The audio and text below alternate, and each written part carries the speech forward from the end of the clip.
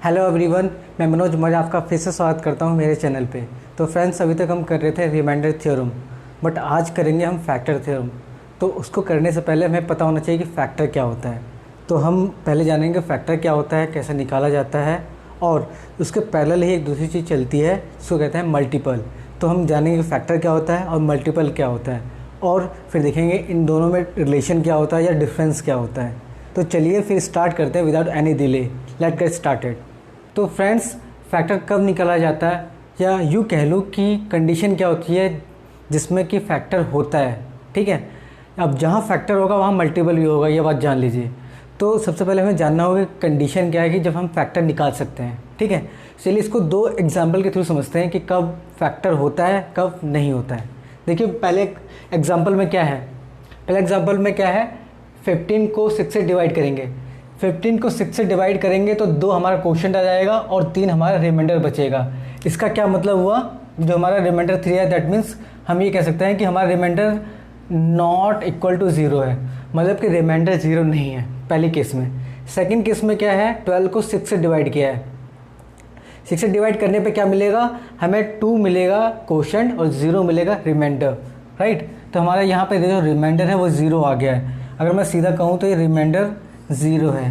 देखिए यहाँ पे दो इम्पोर्टेंट चीज़ें आपको बताना चाहता हूँ। पहले केस में रिमाइंडर 0 नहीं है, सेकंड केस में रिमाइंडर 0 है। दैट मीन्स इन दोनों को देखा जाए तो अगर जिस भी केस में आपका रिमाइंडर 0 होता है, उसी केस में आपका फैक्टर और मल्टीपल निकाला जा सकता है। आई रिपीट, जब तक आपका रिमाइंडर 0 नहीं होगा तब तक आप फैक्टर नहीं निकाल सकते। मतलब कि रिमाइंडर 0 होगा तभी फैक्टर निकलेगा। जैसे यहाँ देखिए, when remainder is 0 then factor and multiple comes into picture. मतलब कि जब भी किसी भी डिवाइजर से डिवाइड करने पे रिमाइंडर 0 आता है, उसी केस में फैक्टर और मल्टीपल निकाले जा सकते हैं। तो उम्मीद करता हूँ आपको समझ में आ गया होगा कि कौन सी कंडीशन होती है जिसमें फैक्टर और मल्टीपल निकाले जा सकते हैं। दैट मीन्स जब आपका रिमाइंडर 0 होगा तभी फैक्टर एंड रिमाइंडर निकाले जा सकते हैं। ठीक है, चलिए अब देखते हैं कि फैक्टर और रिमाइंडर कैसे निकालना होता है। ठीक है, तो चलिए अब देखते हैं फैक्टर और मल्टीपल क्या होता है। तो हम पुराने एग्जाम्पल लेते हैं जो अभी लिया था हमने। तो इसमें देखेंगे कि 12 को 6 से डिवाइड करना है। तो 12 को 6 से डिवाइड करने पर आपका 2 क्वोशंट आ जाता है और 0 रिमाइंडर आ जाता है। इसको इस तरह से हम लिख सकते हैं ना, जो हमने ये वाला किया था, dividend is equal to quotient into divisor plus remainder. Remainder तो यहाँ 0 है तो वही वाली फॉर्म है। ओके, तो देखिए यहाँ पे क्या, अगर इस तरह से लिख लेंगे तो ये 12 को 6 से डिवाइड किया गया और 2 क्वोशंट आया, तो ये 6 और 2 है, ये आपके फैक्टर हो जाएंगे इसके। मतलब 6 and 12 are factor of 12, right. अब जो ये 12 है यही मल्टीपल हो जाएगा इन दोनों का, मतलब कि 12 इज मल्टीपल ऑफ 6 and 2। तो कितना सिंपल है, अगर आपको फैक्टर पता चल गया, जैसे ये फैक्टर होता है और जिसका फैक्टर निकाला गया उसी को हम मल्टीपल करते हैं। ठीक है, तो इसमें ये हो गया आपका फैक्टर और ये हो गया आपका मल्टीपल। सिंपल सी बात है, जो आपका डिविडेंड है यहाँ पे वो आपका मल्टीपल है, और ये जो मल्टीप्लाई में आए हैं 12 के लिए, डिविडेंड के लिए, इन्हें दोनों को हम फैक्टर बोलेंगे। तो आई होप कि आपको क्लियर हो गया कि फैक्टर और मल्टीपल क्या होते हैं। बहुत सिंपल सा है। जैसे मैं कहूँ कि 15 डिवाइड बाई 3, तो 15 को देखिए आप डिवाइड करेंगे 3 से तो 5 आएगा क्वोशंट। तो डैट मीन्स कि आपने 3 से डिवाइड किया और 5 टाइम्स गया और रिमाइंडर 0 आया, तो 3 and 5 आपके फैक्टर हो गए, और 15 क्या है, ये आपका मल्टीपल हो गया। That means 3 and 5 are factor of 15 and 15 is a multiple of 3 and 5। It's very simple, right.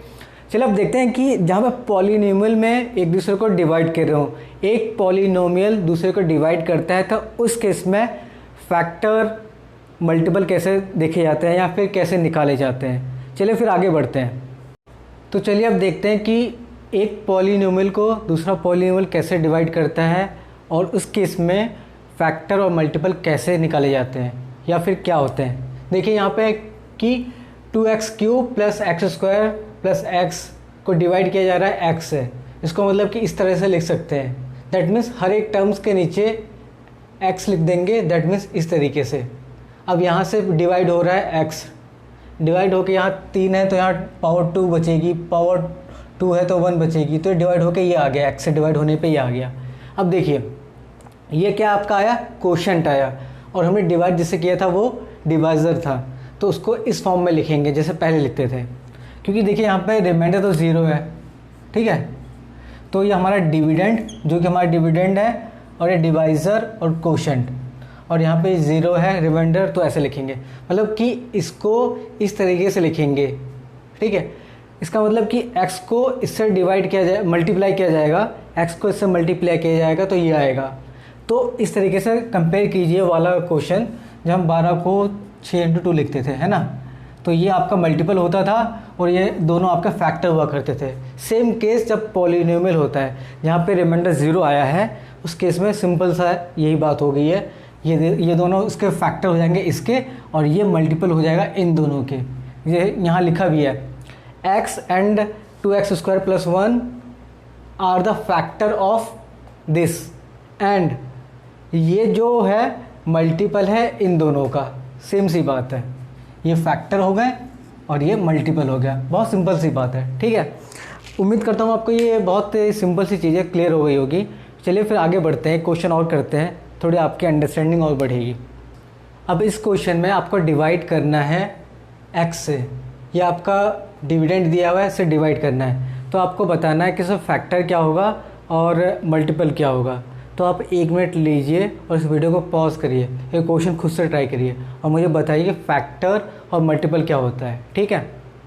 देखिए इसमें क्या, इसको डिवाइड करना है इससे, तो सीधा इसके नीचे लिख लेंगे, ठीक है, x x x, तो ये आपका क्या हो जाएगा, 3x हो जाएगा, क्योंकि x के स्क्वायर है, और यहाँ 1 आएगा, और थर्ड टर्म में देखेंगे 1/x है, तो 1/x है, इसका क्या मतलब हुआ कि यहाँ पे आपका जो कह लूँ रिमाइंडर 1 हो गया कि नहीं, क्योंकि x से डिवाइड तो हो नहीं पाएगा, तो रिमाइंडर 1 बच गया।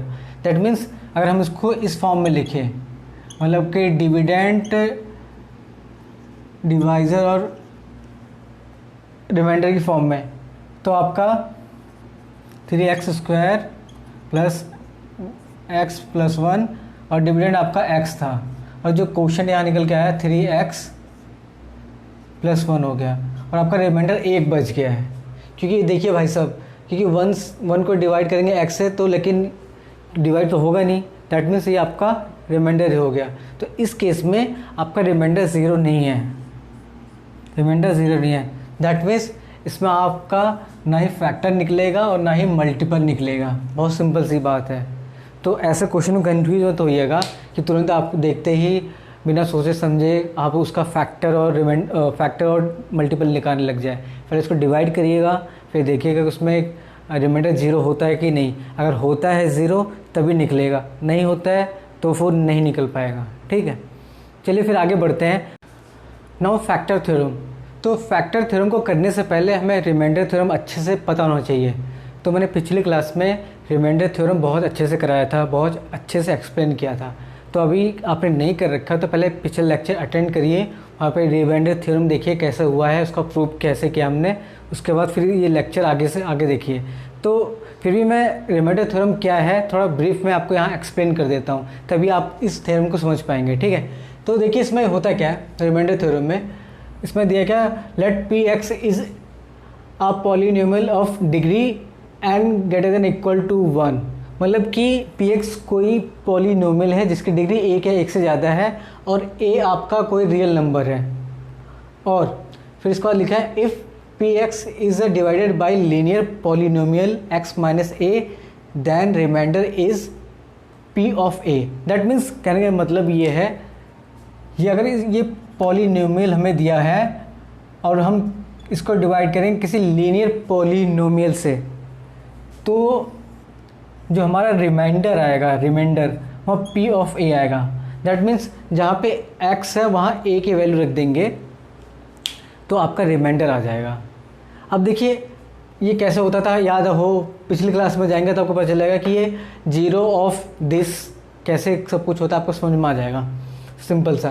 तो यहाँ पे हमने प्रूफ कैसे किया था, पी एक्स जो डिविडेंड हमारा पी एक्स है ना, बाकी ये इससे डिवाइड करना था, डिवाइज़र हो गया, क्वोशंट कुछ आया होगा और ये रिमाइंडर आया होगा। और हमें जैसे पता है कि रिमाइंडर का डिग्री एक कम होता है हमारे डिवाइज़र से, तो डिवाइज़र की डिग्री यहाँ पे 1 है, तो इसका डिग्री 0 होगा, मतलब कि ये कांस्टेंट होगा, सिंपल सी बात है। तो इसको ऐसे लिख लेंगे। अब क्या है, अब x के वैल्यू a रखेंगे इसमें, तो देखिए सीधा ये यहाँ a रखेंगे तो x a माइनस ए हो जाएगा, ठीक है, a माइनस ए हो जाएगा, तो ये टोटल 0 हो जाएगा ना, ये 0 हो जाएगा, सिर्फ रिमाइंडर बचेगा, मतलब कि p of a equal to remainder आएगा। रिमाइंडर थ्योरम का यही पर्पज़ था कि आप सीधा रिमाइंडर निकाल पाएँ, ठीक है। ये बात समझ में आ गई कि रिमाइंडर कैसे निकलेगा इस केस में। अब इस केस में देखिए, इसको समझ गया तो ये तो कुछ नहीं बचा आपके लिए, बाकी वो कंडीशन मैंने बताई थी कि ना फैक्टर कब निकलता है वो याद रखना। अब यहाँ देखिए factor theorem, if P x is a polynomial of degree and greater than equal to 1 and is any real number. Simple सी बात है, इसमें भी ऐसा बताया गया है कि P X is a polynomial जिसकी डिग्री एक एक्स से ज़्यादा है और एक रियल नंबर है, then x minus A is a factor of P X if P A is equal to 0। ध्यान से सुनिए, P A is equal to 0, P of A यहाँ क्या आता था, देखिए वही चीज़ है, पी ऑफ ए हमें रिमाइंडर बताता था, पी ऑफ ए यहाँ पे क्या रिमाइंडर बता रहा है, दैट मीन्स रिमाइंडर 0 है तो उसका फैक्टर होगा। फैक्टर क्या होगा, जिससे हम डिवाइड करते थे वो भी एक फैक्टर होगा। अरे प्रूफ देख लेते हैं साथ ही साथ, दो स्टेटमेंट है, दोनों बस उल्टे ही हैं, इधर से पकड़ो उधर से पकड़ो, दोनों बात एक ही बोली आ रही है। तो देखिए पहले ये बात करते हैं, इसमें कह रखा है कि कंडीशन दी है p of a is equal to 0, that means remainder theorem आपने किया है तो मतलब कि आपका रिमाइंडर 0 आ गया। रिमाइंडर 0 आ गया इसका मतलब आपका फैक्टर निकलेगा। फैक्टर कैसे निकलेगा, जिससे डिवाइड कर रहे हैं कुछ क्वोशंट आएगा, ये इन दोनों का, ये दोनों आपके तौर पर फैक्टर हो जाएंगे, ठीक है।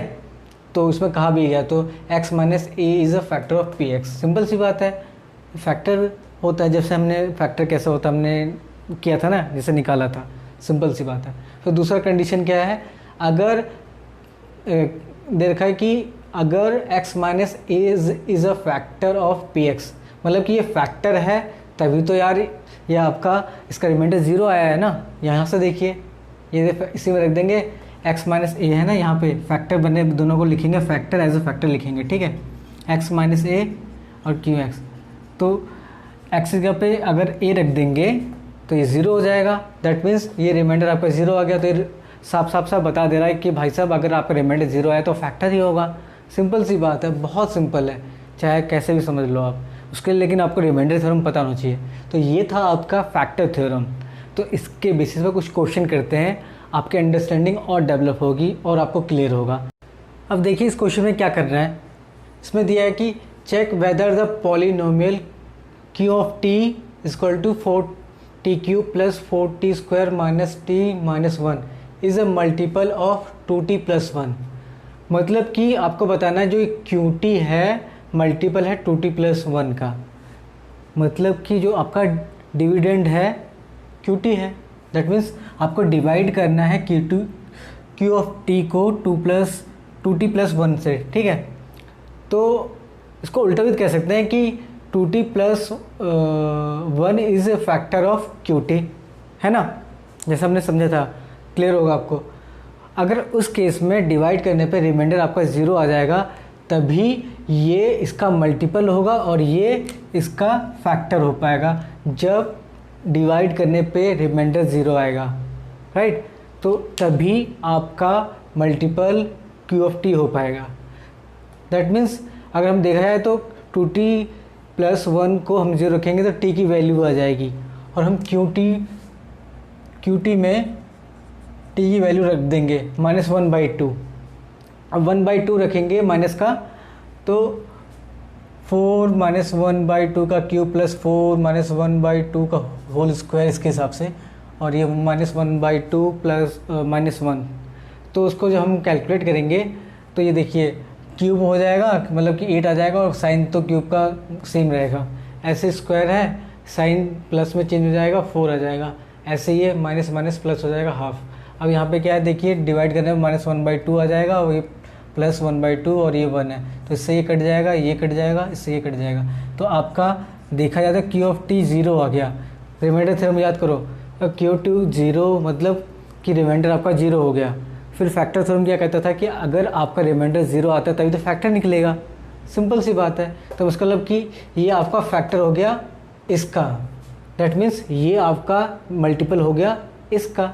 तो ये हमने प्रूव कर दिया कि भाई साहब Q(t) is a multiple of 2t+1, या उल्टा कह सकते हैं कि 2t is a factor of Q(t). ठीक है, तो ये उम्मीद करता हूँ आपको समझ में आ गया होगा। तो ये था हमारा पूरा फैक्टर थ्योरम जो आपने समझा। इसके बाद भी अगर आपको कोई डाउट है फैक्टर थ्योरम को लेके तो आप मेरे को कमेंट सेक्शन में बोल सकते हैं कि अब भाई कुछ समझ में नहीं आया तो कमेंट करिएगा, तो मैं आपका जवाब जरूर दूंगा। तो आज का लेक्चर आपको कैसा लगा ये मुझे कमेंट सेक्शन में बताइएगा अपना फीडबैक देके। और फ्रेंड्स, अगर आपको अच्छा लगा तो इस वीडियो को लाइक, शेयर एंड सब्सक्राइब करिए। अपने दोस्तों को बताइए कि भाई साहब इतना ख़तरनाक तरीके से कोई पढ़ा रहा है आपको मैथमेटिक्स, वो भी क्लास 9th की, इतनी डेप्थ में, इतने मल्टी डायमेंशनल वे में। ये नहीं कि मैं आपको बस थ्योरेटिकल नॉलेज दे रहा हूँ, आपको पूरा डेप्थ में बता रहा हूँ क्या कैसे होता है, किस वजह से ये होता है, सब मैं आपको बता रहा हूँ। तो प्लीज़ शेयर करिए अपने दोस्तों के साथ और सब्सक्राइब भी करने के लिए बोल दीजिए, और आप खुद भी सब्सक्राइब कर लीजिए। तो thank you for being with me, signing off on the behalf of my channel. Thank you very much.